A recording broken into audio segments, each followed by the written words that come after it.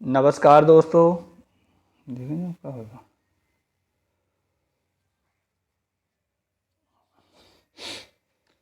नमस्कार दोस्तों, स्वागत है आपका सफ़रनामा क्लासेस यूट्यूब चैनल में। जैसा कि आप सभी को पता, मैं आपको यहाँ पे कराता हूँ जो भी आपके गवर्नमेंट एग्जाम है उन सभी की तैयारी। मैंने पिछली वीडियो में आपके भौतिक विज्ञान के कुछ क्वेश्चनों को कराया था, 50 क्वेश्चनों को, टॉप 50 क्वेश्चन। तो वही सीरीज की मैं अगली क्लास लेकर आया हूँ, क्लास नंबर 2 है। तो भौतिक विज्ञान के महत्वपूर्ण 50 क्वेश्चन इसमें मैं लाया हूँ, जो कि किसी भी एग्जाम के लिए इंपॉर्टेंट है, चाहे यूपी से लेके यूपी के कांस्टेबल तक के लिए। तो चलिए बिना किसी देरी की वीडियो शुरू करते हैं। उससे पहले मेरी आपसे एक रिक्वेस्ट है, अगर आप चैनल पर नए आए हैं तो कुछ सब्सक्राइब कर लें। आप देख रहे होंगे कंटेंट हमारा कितना शानदार और लाजवाब रहता है। तो चलिए बिना किसी देरी के क्लास को शुरू किया जाए। पहला क्वेश्चन है, चुंबकीय फ्लक्स का मात्रक है। तो इसका राइट आंसर हो जाएगा ऑप्शन नंबर ए, वेबर। अगला क्वेश्चन है, वायु में ध्वनि की चाल 332 मीटर प्रति सेकंड होती है। यदि दाब बढ़ाकर दोगुना कर दिया जाए तो ध्वनि की चाल क्या होगी। तो इसका जो राइट आंसर है वो हो जाएगा 332 मीटर प्रति सेकंड। कितनी है? 332 मीटर प्रति सेकंड। तो चलिए अगला क्वेश्चन देखते हैं।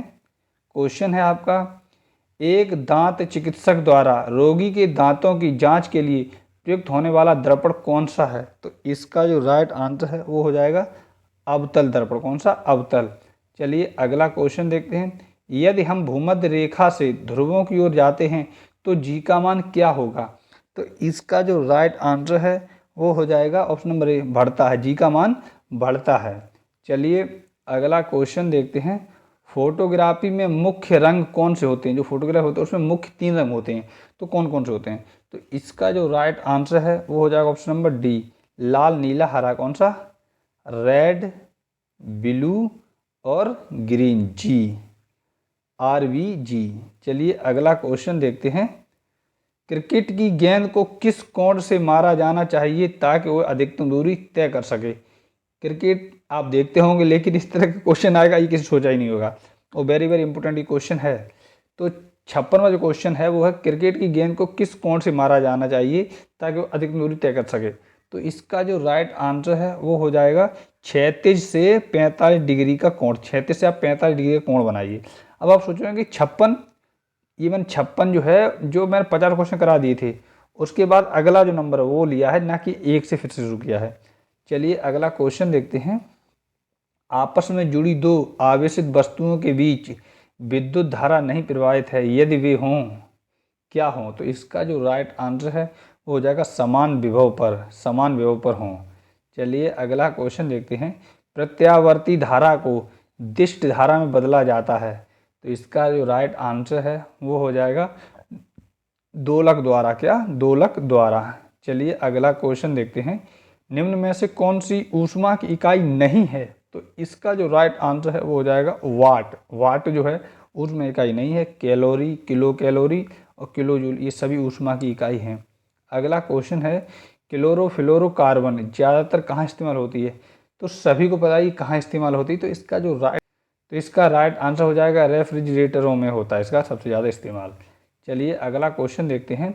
एक्स किरणों की खोज किसने की थी। जो एक्स किरणें हैं उनकी खोज है वो किसने की थी। तो इसका जो राइट आंसर है वो हो जाएगा रोएंटजेन। क्या? रोएंटजेन ने की थी। चलिए अगला क्वेश्चन देखते हैं। न्यूटन की गति का प्रथम नियम क्या कहता है।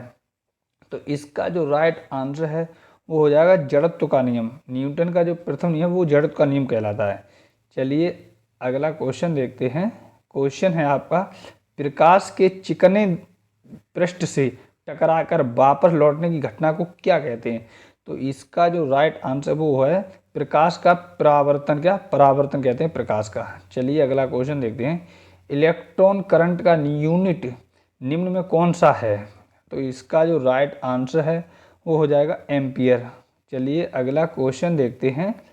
दूरदृष्टि निवारण के लिए काम में लिए जाते हैं। तो इसका जो राइट आंसर है वो हो जाएगा ऑप्शन नंबर वी, उत्तल लेंस।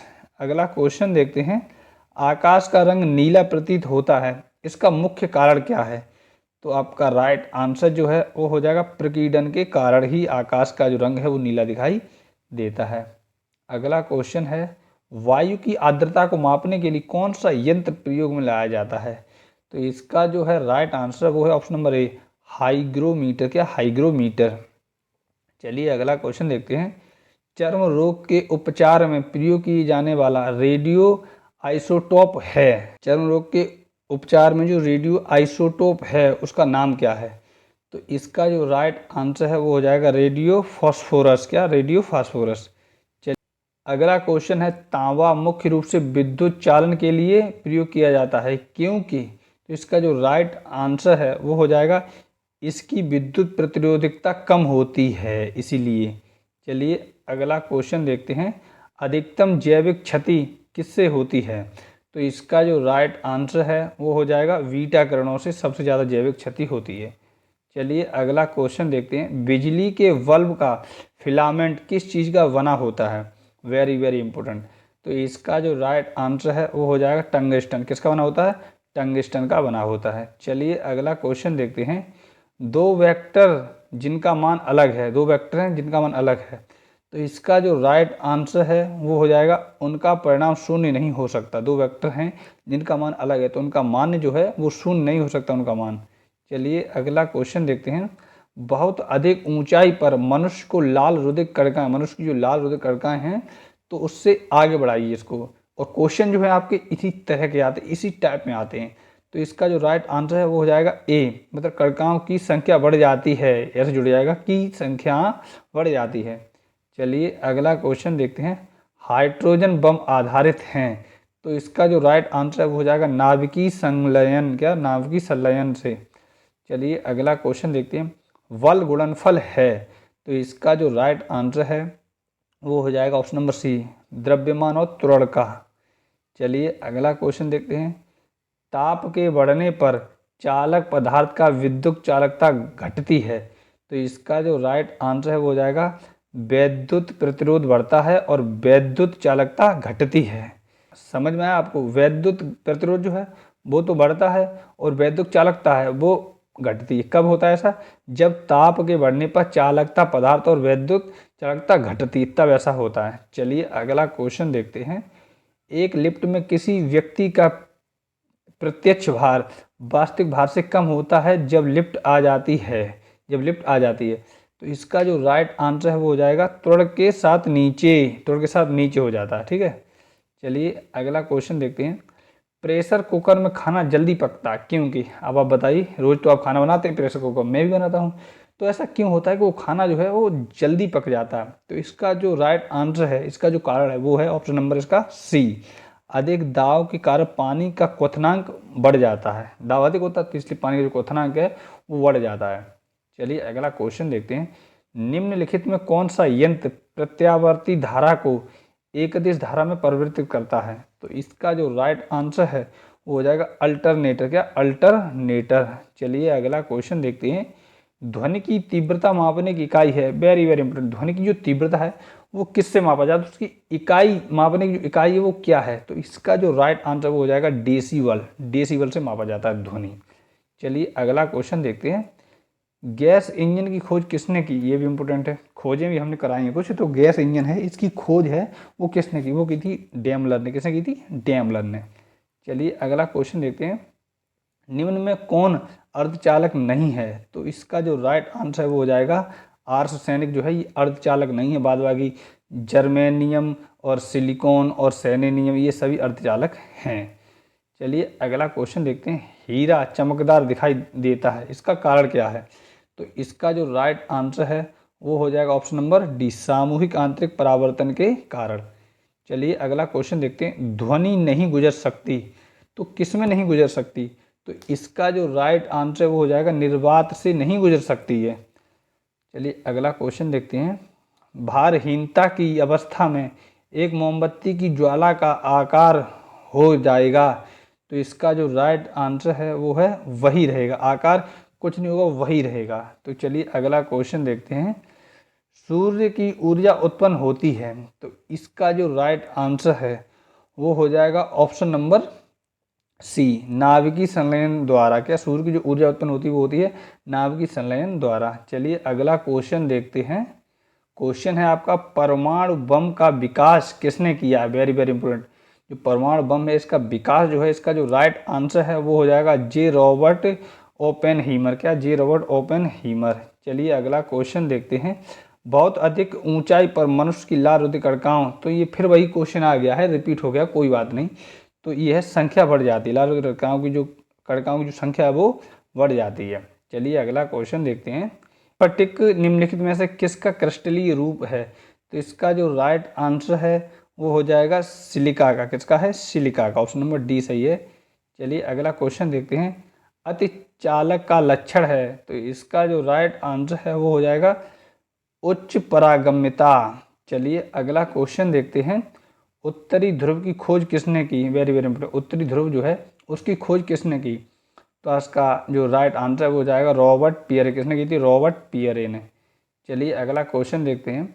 निम्नलिखित युग्मों में से किस भौतिक राशियों के समान विमी सूत्र नहीं है? तो इसका जो राइट आंसर है वो हो जाएगा ऑप्शन नंबर बल एवं दाव। अगला क्वेश्चन है, गुरुत्वाकर्षण का सिद्धांत किसने दिया? तो इसका जो राइट आंसर है वो हो जाएगा आइजक न्यूटन। क्या? Isaac Newton. अगला क्वेश्चन देखते हैं। इनमें से जब जल ऊंचाई से गिरता है तो उसका ताप, तो आपका जो राइट आंसर हो जाएगा बढ़ जाता है, बढ़ जाता है। चलिए अगला क्वेश्चन देखते हैं। निम्न में से कौन सा धातु चुंबक द्वारा आकर्षण नहीं होता है? कोई एक धातु चार में से चुंबक द्वारा आकर्षण नहीं होता, बाद में जैसे चुंबक रखी है तो सभी उसमें चिपक जाएंगे आगे। तो इसका जो राइट आंसर है वो हो जाएगा बिस्मिथ जो है वो चुंबक द्वारा आकर्षित नहीं होता है। बाद में निकिल कोबाल्ट लोहा सभी चुंबक में चिपक जाते हैं।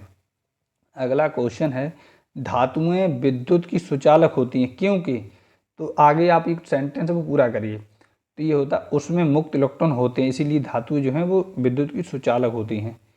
चलिए अगला क्वेश्चन देखते हैं। साइक्लोट्रॉन किसको त्वरित करने के लिए प्रयुक्त किया जाता है? तो इसका जो राइट आंसर है वो हो जाएगा ऑप्शन नंबर परमाणु। चलिए अगला क्वेश्चन देखते हैं। फॉर स्टोर पेट्रोल इंजन निम्नलिखित में से किस पर आधारित होता है? तो इसका जो राइट आंसर है वो हो जाएगा ऑप्शन नंबर डी, ओटो चक्र पर आधारित होता है। चलिए अगला क्वेश्चन देखते हैं। जहाज़ों में समय मापने के लिए प्रयुक्त उपकरण होता है, तो इसका जो राइट आंसर हो जाए क्रोनोमीटर। क्या होता है? क्रोनोमीटर। चलिए अगला क्वेश्चन देखते हैं। निम्नलिखित में से कौन सा पदार्थ अतिस्थित द्रव है? तो इसका जो राइट आंसर है वो हो जाएगा कांच। कांच जो है अतिस्थित द्रव है। तो ये थे दोस्तों टॉप 50 फिजिक्स के क्वेश्चन, और पहली वीडियो में आपका बहुत ज़्यादा प्यार मिला और उम्मीद करता हूँ ये वीडियो भी आपके लिए हेल्प साबित होगी। ये वीडियो मैंने थोड़ी सी सादा और सिंपल बना दी, इसमें मैंने कोई ग्राफिक्स और फोटो नहीं लगाया। उसमें क्या होता है, टाइम ज़्यादा जाता है और हमें पढ़ाना फिर भी यही है, और फोटो का कोई मतलब ज़्यादा नहीं होता। अगर फोटो का मतलब होता तो मैं ज़रूर लगाता, जैसे कि आप हमारी हर एक वीडियो में देखते हैं। तो चलिए मिलते हैं नेक्स्ट क्लास में, तब तक आप अपना और अपनी फैमिली का ख्याल रखिए और उम्मीद करता हूँ आप स्वस्थ होंगे। धन्यवाद।